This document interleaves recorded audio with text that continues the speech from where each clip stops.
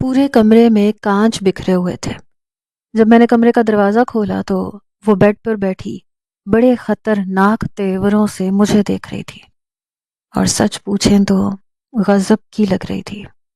میں اپنے شوز سے نیچے گرے کانچ کو کچلتا ہوا آگے بڑھا، چلتا ہوا بیڈ تک پہنچا، لیکن جیسے ہی بیڈ پر بیٹھا وہ کہنے لگی، میں آپ کی جان لے لوں گی اگر تم نے میرے ساتھ کوئی بھی زبردستی کرنے کی کوشش کی تو۔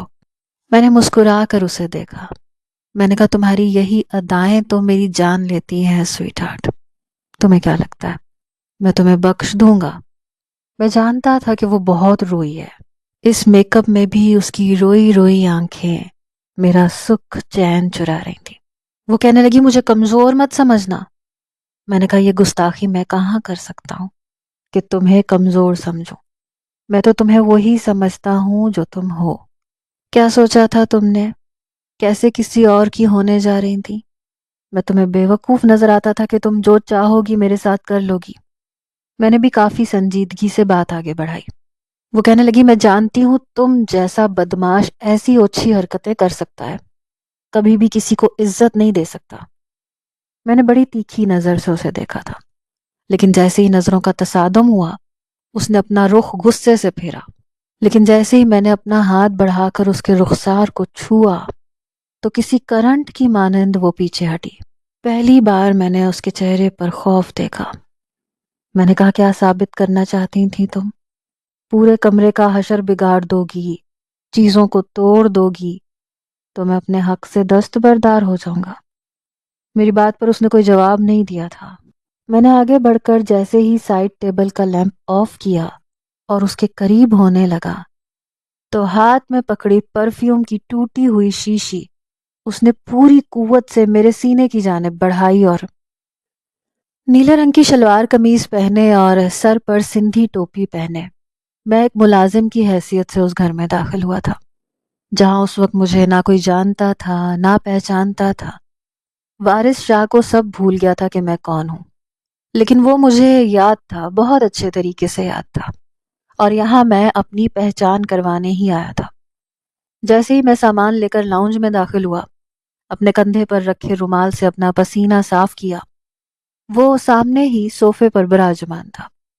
جب ڈرائیور کے ہمراہ داخل ہوا وہ کہنے لگا، کریم خان یہ کون ہے؟ وہ کہنے لگا، جی یہ بہت مجبور اور ضرورت مند ہے، میرا جاننے والا ہے، اگر آپ اسے ملازمت پر رکھ لیں تو اس کا بہت بھلا ہو جائے گا، دعائیں دے گا آپ کو۔ وارث شاہ کہنے لگا، اس وقت مجھے ایک ایسے شخص کی ضرورت ہے جو میری بیٹی کا باڈی گارڈ بن سکے، بہادر ہو، جان دینے سے گریز نہ کرے۔ یہ کہتے ہوئے اس نے سگار منہ میں لیا تھا۔ وہ کہنے لگا، یہ ایسا ہی ہے، بہت بہادر ہے، آپ فکر نہ کریں، چھوٹی بی بی کو کوئی مسئلہ نہیں ہوگا۔ وارث شاہ نے سر سے پیر تک میرا جائزہ لیا، کہنے لگا، ٹھیک ہے، میں اسے دیکھ لیتا ہوں یہ کیا کر سکتا ہے اور کیا نہیں، تم جاؤ یہاں سے۔ ڈرائیور وہاں سے جا چکا تھا۔ کہنے لگا، میں تمہیں صرف 1 ہفتے کے لیے رکھوں گا، اگر تمہارا کام مجھے پسند آ گیا تو تمہاری نوکری پکی ہو گئی۔ میں نے اس بات میں سر ہلایا۔ میں نے کہا، جی صاحب، جیسے آپ مناسب سمجھیں۔ پھر کہنے لگا، تمہیں گاڑی چلانی آتی ہے؟ میں نے کہا، جی ہاں، مجھے گاڑی چلانی آتی ہے۔ کہنے لگا، گولی چلانی آتی ہے؟ میں نے کہا، جی صاحب، وہ بھی چلانی آتی ہے۔ پھر اپنے منہ سے اپنا سگار نکال کر اس نے دھوئیں کا مرغولا ہوا میں اڑایا۔ کہنے لگا، اور جان دینی آتی ہے؟ میں نے کہا، آزمائش شرط ہے صاحب جی، ہم نمک حلالی میں جان دے بھی دیتے ہیں اور جان لے بھی لیتے ہیں۔ میری باتیں سن کر وہ تھوڑا سا مسکرایا۔ کہنے لگا، اصل میں ہمارے دشمن بہت ہیں، اور تم جانتے ہو اگر اثر و رسوخ کچھ زیادہ ہو تو دشمنیاں بڑھ جاتی ہیں، اور میں نہیں چاہتا کہ میری بیٹی کو کوئی نقصان پہنچے۔ میں نے کہا، آپ بے فکر ہو جائیں، آپ کی بیٹی کو کوئی نقصان نہیں پہنچے گا۔ میری بات سن کے وہ کہنے لگا، ٹھیک ہے، تم باہر جا کے ملازمین کے ساتھ بیٹھو۔ میں باہر چلا گیا جہاں مالی، ڈرائیور، چوکیدار اور دوسرے ملازمین بیٹھے تھے۔ گاڑی کا بڑا تیز ہارن مین گیٹ پر بجا۔ چوکیدار بھاگتا ہوا مین گیٹ تک آیا، دروازہ کھول دیا۔ گاڑی بڑی تیزی سے بنگلے کے اندر داخل ہوئی اور پورچ میں آ کے کھڑی ہو گئی۔ پھر دروازہ کھلا، وارث شاہ کی بیٹی باہر نکلی۔ رائمہ شاہ کو میں نے سر سے پیر تک بڑے غور سے دیکھا تھا۔ گاڑی سے نیچے اترتے ہی اس نے ایک نظر ملازمین پر ڈالی، پھر اندر کی جانب چلی گئی۔ اس کے جاتے ہی ٹھیک 15 منٹ بعد اندر سے ایک ملازمہ باہر آئی، مجھے بلانے لگی، کہنے لگی آپ کو بڑے صاحب بلا رہے ہیں۔ میں نے کہا جی میں آتا ہوں۔ فوراً سے اٹھ کر میں اندر گیا تو وہ اپنے باپ کے ساتھ بیٹھی ہوئی تھی، ان کے کندھے پہ سر رکھے، ان کے گلے میں اپنی دونوں باہیں ڈالے۔ کہنے لگی بابا مجھے کسی بھی باڈی گارڈ کی ضرورت نہیں ہے، گولی چلانی مجھے بھی آتی ہے اور دشمن سے مقابلہ بھی کرنا جانتی ہوں، آپ کیوں سمجھتے ہیں کہ میں کمزور ہوں؟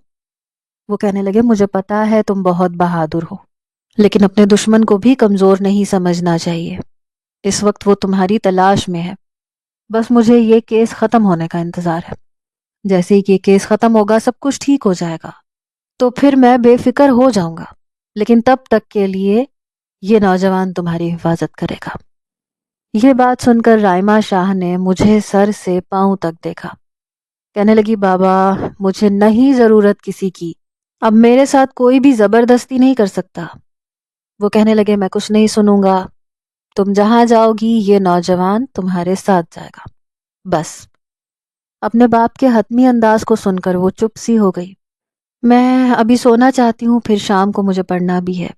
وہ صوفے پر سے اٹھ کے کھڑی ہو گئی، کہنے لگی بابا خاور بھائی کب آئیں گے؟ وارث شاہ کہنے لگا آ جائے گا وہ بھی، ابھی 1 مہینہ تو لگے گا۔ وہ کہنے لگی اچھا ٹھیک ہے، جیسے ہی وہ آئیں گے ہم ان کی شادی کی تیاریاں شروع کر دیں گے۔ وارث شاہ کہنے لگا کہ جب تک تمہارا کیس ختم نہیں ہو جاتا اس گھر میں کوئی شہنائی نہیں بجے گی، کسی کی شادی نہیں ہوگی۔ تمہیں اندازہ نہیں ہے میں ان دنوں کتنا پریشان ہوں، تم اس بات کا اندازہ نہیں لگا سکتی۔ کہنے لگی بابا آپ کیوں پریشان ہو رہے ہیں، میرا کوئی کچھ بھی نہیں بگاڑ سکتا۔ یہ کہہ کر وہ اوپر کا زینہ چڑھ گئی۔ میں نے کہا صاحب جی آپ نے بلایا تھا؟ کہنے لگے بس اپنی بیٹی سے تمہارا تعارف کروانا تھا، جا سکتے ہو تمہاری ڈیوٹی تو رائمہ کے حکم پر ہی شروع ہوگی۔ میں چپ چاپ دوبارہ سے باہر آ کر بیٹھ گیا۔ شام کو وہ لڑکی تیار ہو کے باہر آئی، مجھے کہنے لگی اے میری بات سنو۔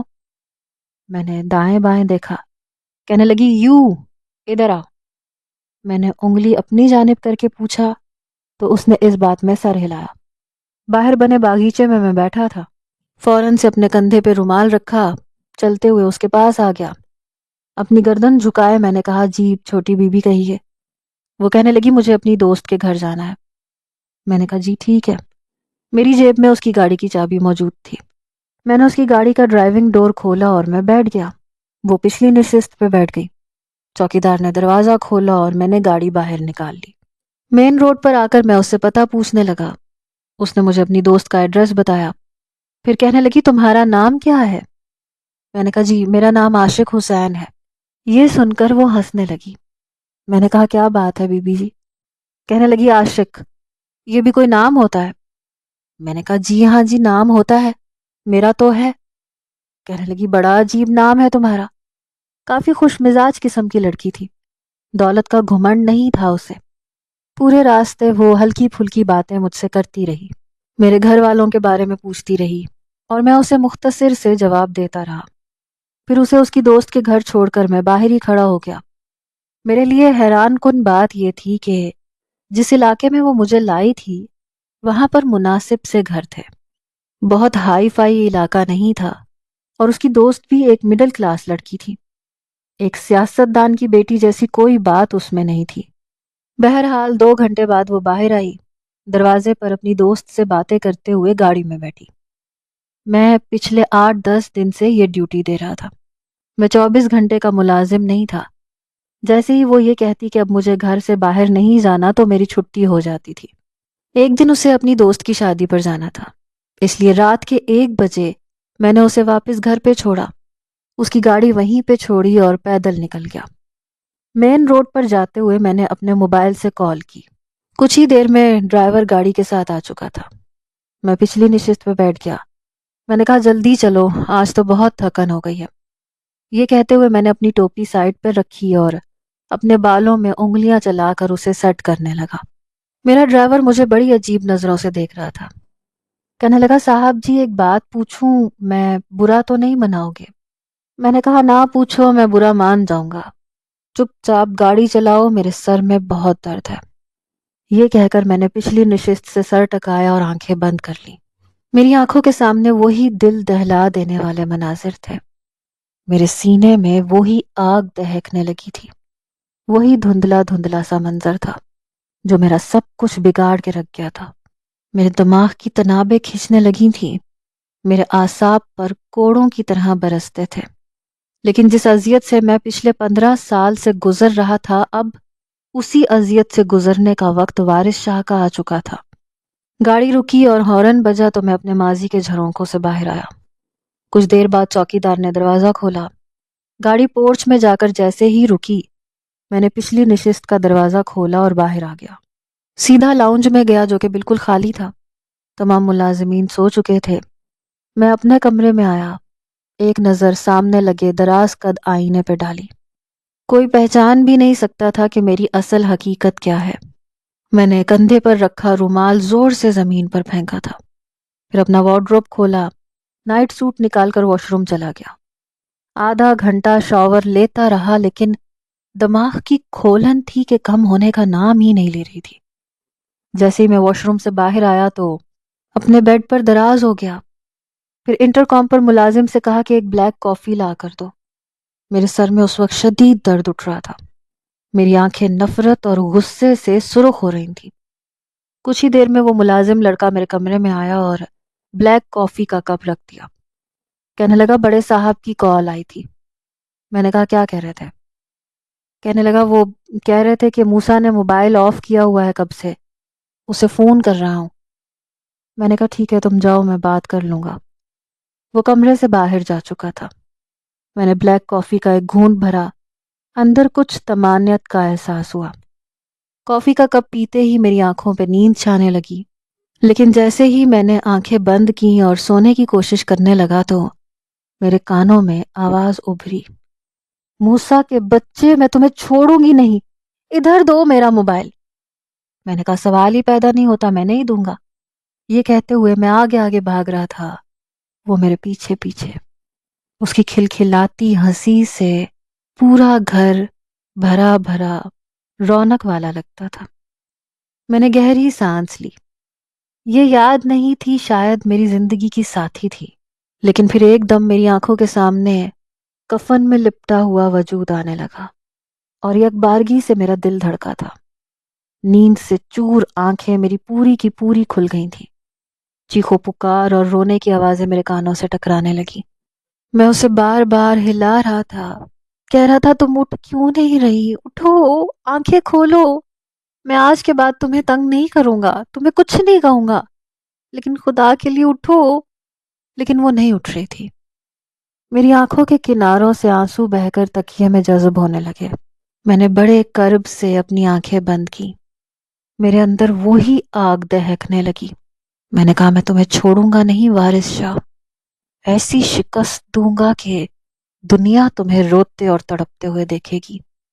صبح 7 بجے میں اٹھ بیٹھا، کیونکہ رائمہ شاہ کو یونیورسٹی میں ہی چھوڑنے جاتا تھا، اس لیے جلدی جلدی ناشتہ کیا، اپنا موبائل آن کیا تو جیسے ہی باہر پورچ میں آیا تو ڈرائیور کو گاڑی سٹارٹ کرنے کا اشارہ کیا۔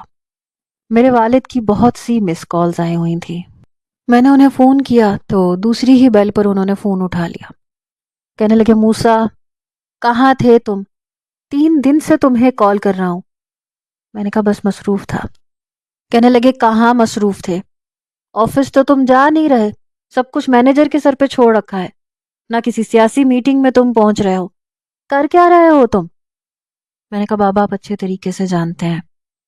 میری بات سن کر کچھ دیر فون پر خاموشی چھائی، پھر کہنے لگے جو کچھ تم کر رہے ہو وہ مسئلے کا حل نہیں ہے، اسے شکست دینی ہے تو سامنے آ کر دو۔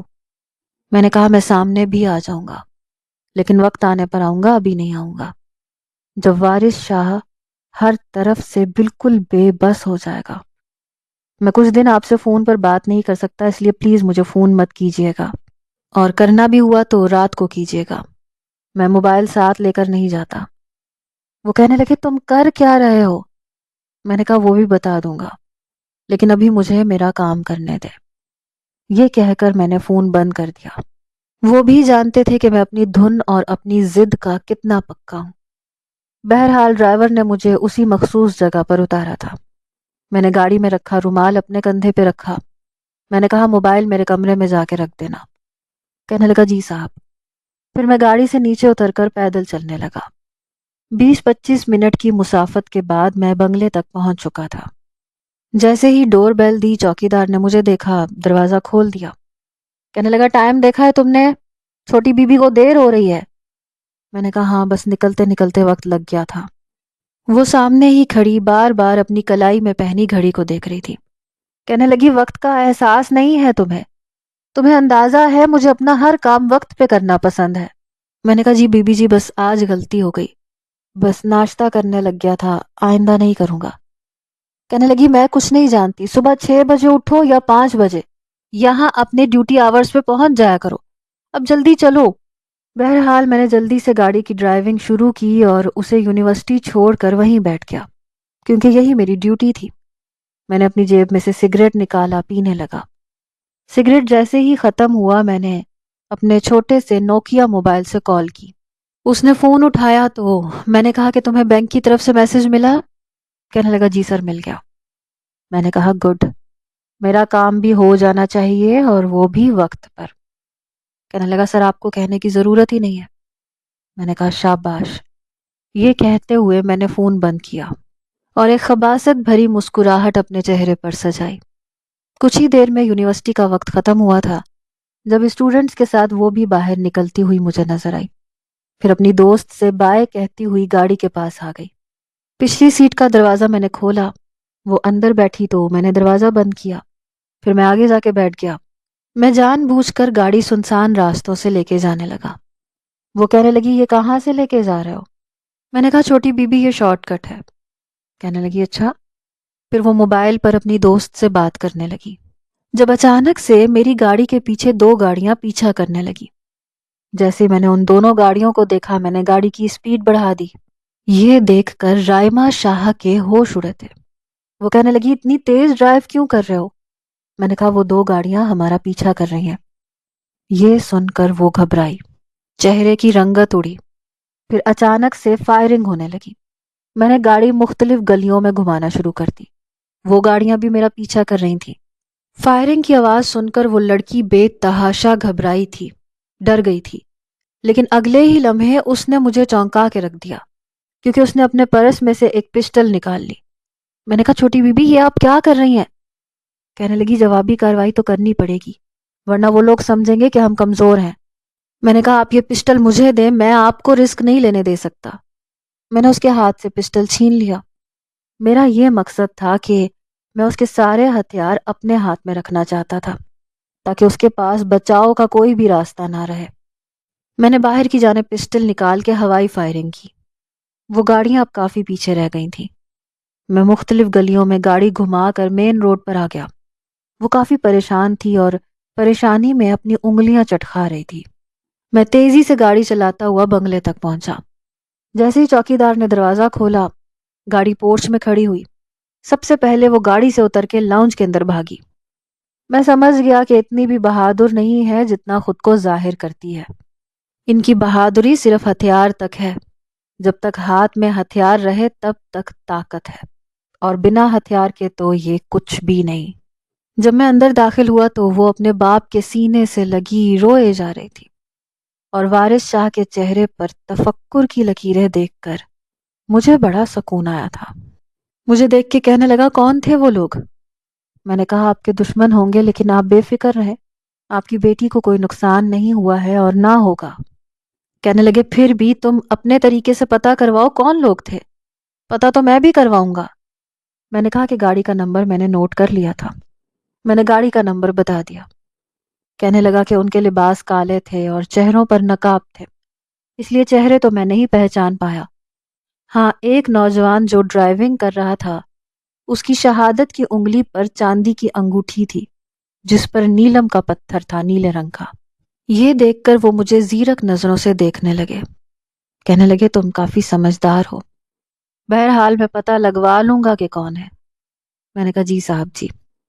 फिर राइमा से कहने लगे जाओ बेटे अपने कमरे में जाओ, आराम करो और बेफिक्र हो जाओ। मैंने तुम्हारी हिफाजत के लिए किसी कमजोर इंसान को नहीं रखा। ये नौजवान वाकई काफी समझदार और होशियार है। मैंने कहा कि जैसे ही मैंने गाड़ियों को पीछा करते देखा था तो मैं तभी समझ गया था कि कोई ना कोई मसला जरूर है, इसीलिए मैंने गाड़ी की स्पीड बर वक्त बढ़ा दी थी। कहने लगे शाबाश, अब मेरे दिल को इत्मीनान हो गया है कि तुम मेरी बेटी की हिफाजत कर सकते हो। मैंने कहा हमारे खून में नमक हरामी नहीं है साहब, हम गरीब हैं, जरूरतमंद हैं, लेकिन वफादार हैं। पहली बार उठकर उसने मेरे कंधे को थपथपाया था। कहने लगे अगर इसी तरह तुम जुर्रतमंदी और समझदारी का मुजाहिरा दिखाओगे तो मैं तुम्हारी तनख्वाह डबल कर दूंगा। ये सुनकर मैं मुस्कुराया। मैंने कहा साहब जी हमारी ईमानदारी को पैसों पर मत तोलो, जितनी तनख्वाह दे रहे हो इसमें मेरी ज़रूरियात पूरी हो जाती हैं। अगले रोज़ जब राइमा यूनिवर्सिटी जाने लगी तो वारिस शाह कहने लगा कि तुम चंद दिन कहीं मत जाओ। कहने लगी बाबा मेरे पेपर्स होने वाले हैं, मैं छुट्टी नहीं कर सकती। वो कहने लगे तो फिर ये तुम्हारे साथ यूनिवर्सिटी के अंदर भी जाएगा। ये सुनकर वो कुछ तजब्जुब का शिकार हुई, लेकिन इनकार नहीं कर सकती थी। कहने लगी बाबा मैं इसे अंदर नहीं ले जा सकती, वहां मेरी सब दोस्तें हैं, ग्रुप्स हैं, टीचर्स हैं, ये अच्छा नहीं लगता। वो कहने लगे मेरी प्रिंसिपल से बात हो चुकी है, तुम्हारे प्रोफेसर से भी हो चुकी है, किसी को कोई एतराज नहीं होगा। बहरहाल वो एक उलझन का शिकार थी। पिछली निशिस्त पे बैठी बार बार किसी गहरी सोच में थी, अपनी उंगलियां चटखा रही थी। जैसे ही यूनिवर्सिटी के पास मैंने गाड़ी को खड़ा किया तो मुझे कहने लगी तुम बाबा से कुछ मत कहना, लेकिन तुम मेरे साथ अंदर नहीं आओगे। मैंने कहा जब आपके बाबा का हुक्म है तो मैं तो जरूर अंदर जाऊंगा आपके साथ। आपकी जान को खतरा है, इसलिए मैं सारा टाइम आपके साथ साथ रहूंगा। ये कहकर मैं गाड़ी से नीचे उतर चुका था, गाड़ी का लॉक बंद करके आ चुका था। कहने लगी क्या मुसीबत है, तुम समझ क्यों नहीं रहे हो? मुझे अपनी दोस्तों के सामने, टीचर्स के सामने एम्बैरेसमेंट फील होगी। मैं ये नहीं कर सकती, प्लीज तुम बाहर खड़े रहो, अंदर तो वैसे भी सिर्फ स्टूडेंट्स होते हैं। मैंने कहा जरूरी तो नहीं है, और भी बहुत से लोग अंदर आते जाते रहते हैं, और स्टूडेंट्स के रूप में भी कोई आप पर हमला कर दे तो कुछ कहा तो नहीं जा सकता। देखिए मैं आपकी हिफाजत के लिए हूं, आपका मुहाफिज हूं, आप क्यों परेशान हो रही हैं? कहने लगी तुम मेरी पोजीशन को समझ नहीं रहे हो, सब मजाक उड़ाएंगे। मैंने कहा कोई बात नहीं, जो मजाक उड़ाएगा आप मुझे बता दीजिएगा, मैं उसका मुंह तोड़ दूंगा। मेरी बात सुनकर उसने मुझे हैरत से देखा। कहने लगी हर चीज का हल तोड़ना नहीं होता। मैंने कहा आप परेशान ना हो, कुछ नहीं होगा, मैं अपनी ड्यूटी वैसे ही निभाऊंगा जैसे मुझे साहब जी ने कहा है। बहरहाल ना चाहते हुए भी उसे मुझे अंदर ले जाना पड़ा, लेकिन जैसे ही अंदर गई तो कहने लगी देखो तुम मेरे साथ साथ नहीं चलोगे, मुझसे एक गज के फासले पे चलोगे। मैंने कहा जी ठीक है। बहरहाल मैं कुछ फासले पर उसके साथ साथ चल रहा था, जब मेरे मोबाइल पर मैसेज आया कि बॉस आज का क्या सीन है। मैंने कहा सीन वही है जो मैंने कहा है, बस वही करते जाओ। मैंने मैसेज करके उस मैसेज को डिलीट किया, नंबर को भी डिलीट किया और अपना नोकिया मोबाइल जेब में डाल दिया। मैं जानता था कि अब उसके साथ क्या होने वाला है। राइमा के साथ आगे क्या क्या होने वाला है ये आपको अगली किस्तों में पता चलेगा। कहानी कैसी लगी ये आप कमेंट्स में ज़रूर बता सकते हैं। अल्लाह हाफिज।